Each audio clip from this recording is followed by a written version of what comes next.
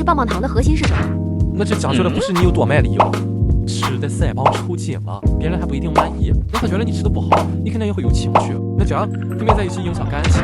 吃棒棒糖核心做什么？3点：点赞、收藏、转发，跟这个老板一起学起来。1，看你的嘴巴子灵活程度怎么样，是吧？不会你就多练习，对着镜子模拟也可以。这第一点也是最核心的一点。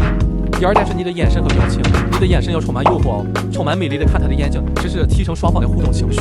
你不要埋头苦干，又不是来上班的，不要一个人傻傻的吃。第3个核心是声音，你看过那些吃播吧？声音是第2条眼睛，会让男人更加相处，更加迷人。那你还不会私信我？